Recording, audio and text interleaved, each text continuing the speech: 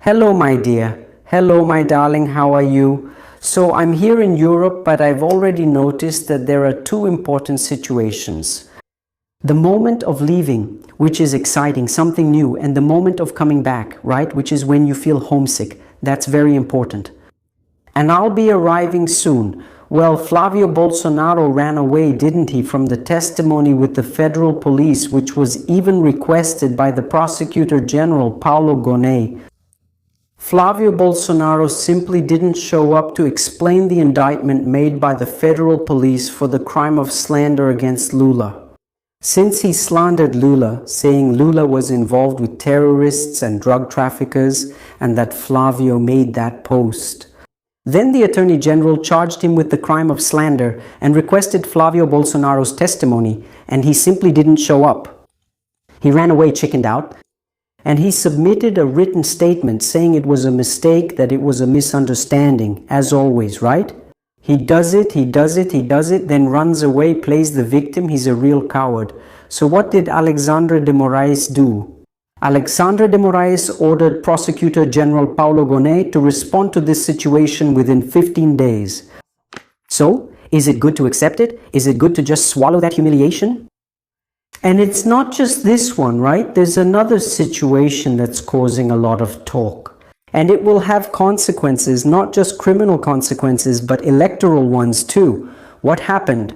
That AI-generated video that was used by Flávio Bolsonaro at the PL convention, where Bolsonaro appears playing the victim as a poor guy down on his luck, who was persecuted, who was unjustly convicted, and this video, which is fake, was presented at a PL convention. So what happened? The TSE was called in because the TSE already has settled case law holding that artificial intelligence cannot be used, especially to spread lies. And that's what happened. Bolsonaro spread lies. He had due process, was convicted, and today he is ineligible. And he simply said that he is a victim or being persecuted. In other words, he released an AI-generated video with lies. Then the TSE, there with Nunes Marques and Andre Mendonça, is kind of slow, kind of stalled, but they weren't expecting it. Who got involved in the story? Alexandre de Moraes.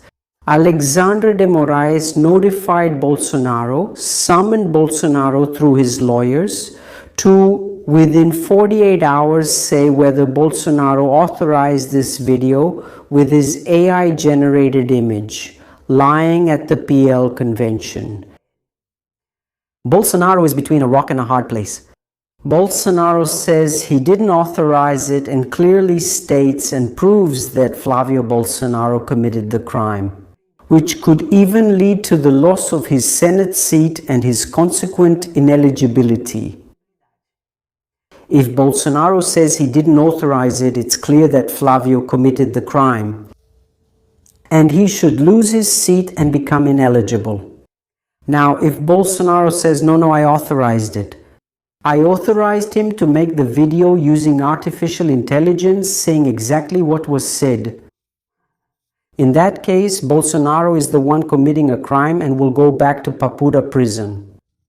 So, Bolsonaro is between a rock and a hard place. Either he turns in his son, clearly showing that Flávio committed a crime, leading to removal from office and ineligibility, or he takes responsibility for the crime himself and will go back to the closed regime at Papuda. Those are the options and the way forward. And it's interesting to notice that the TSE, with Nunes Marques and Andre Mendonça, is being a bit slow, but Alexandre de Moraes didn't let it slide and has already taken action. And it's interesting, and I want you to notice something. The decisions of the TSE can to some extent try to shield Flávio Bolsonaro. But TSE decisions can be appealed only to whom? Federal Supreme Court. And the Federal Supreme Court can overturn the TSE's decisions. Now, I want you to notice as well that Nunes Marques has already been called upon. He's already been asked for the TSE to comment. Is that possible? A video with artificial intelligence to interfere in the elections, especially a video spreading lies like Bolsonaro did, is that allowed? Settled case law says you can't. But if Nunes Marques, then you ask me, but Andre, what if Nunes Marques says it's allowed? Then, my dear, he will open the doors to total chaos in the electoral process. And I'll say it right away, if it's allowed there, it's allowed here. And then there's no reason to cry about it. So, Nunes Marques will indicate how much criminal conduct will be tolerated in the rules of this year's electoral process. If he opens the gate, you better get ready, because what's good for the goose is good for the gander. And if it's allowed over there, it can be allowed here too. Do you understand? But it's important for us to keep in mind that it's not allowed. This type of situation is already prohibited by a resolution from the TSE. And if Nunes Marques and Andre Mendonça relax and let anything go, the Supreme Federal Court will have to restore order when the case is appealed. It's important to highlight that single judge decisions, as a rule, have to be reviewed by the court's panel, the 7 justices of the TSE. But that can take time. And the election is just around the corner in October. And let's see what happens. Let's go. And there's that convention with Ravi Javier Millet. It was a joke. And at the same time, it clearly showed the fragility, the weakness of Flávio Bolsonaro. He didn't have supporters, and many who were there at the time of the convention left. After the foolishness of Ravi Javier Millet with the little dance, the clowning and the attacks on Lula and even Minister Alexandre de Moraes. It was a self-inflicted wound. And all of this to me only shows one thing. Flávio Bolsonaro and the far right have already realized that they can't win at the polls.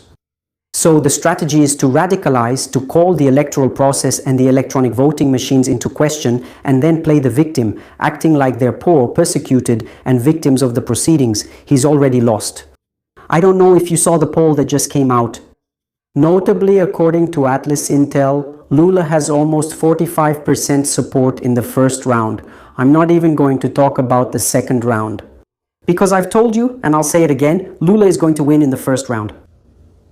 And in many of these situations, this will happen because of the crap pulled by the lousy right wing that accepted the far right, bowed their heads, and now the far right is making a mess all by themselves.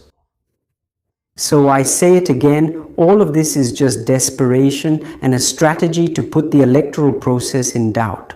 Because Flávio can't even make it to the second round. And honestly, Lula might even win in the first round.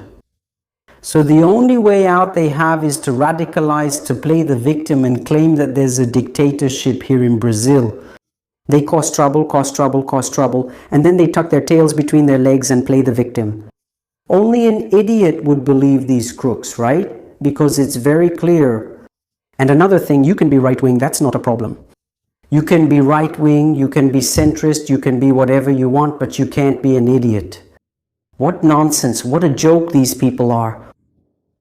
And the PT thanks you. I always tell you that the far right is not the left's problem. The far right today is a problem for the right, which has become a vassal of a coup plot subservient to the dictatorial state of Donald Trump. That Brazilians are not idiots. They are noticing all this maneuvering, and the people can put up with a lot. But a traitor to the homeland they do not accept. Final result, Lula wins in the first round. And they will cry if they try to stage a coup, interfering in the electoral process. And Flávio Bolsonaro will have the same fate as your daddy. He will go to jail. Yeah. Especially because Andre Mendonça authorized the federal police to investigate the millions of reais transferred by Daniel Bolsonaro for Bolsonaro's movie. Officially, the investigation was authorized by Andre Mendonça.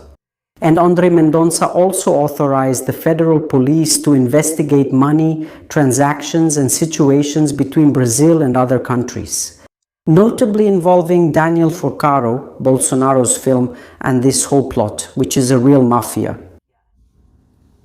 And Flávio still hasn't accounted for the film's finances to this day. He said he would provide an accounting within a week, and it's already been over 2 months, and they haven't accounted for the money from the film, which they say was for the film, but in reality, no one really knows if it was for the film or not. And suddenly, we find out that Flávio Bolsonaro used the same accountants as the bald guy from INSS, and that Flávio Bolsonaro provided legal services to whom? For Daniel Forcaro, for the group of companies, including many of them shell companies, and he received money. If you tell, I'll tell. There's a video of the orgy where Flávio Bolsonaro cheats on his wife with Daniel Forcaro's group of prostitutes, which could leak at any moment.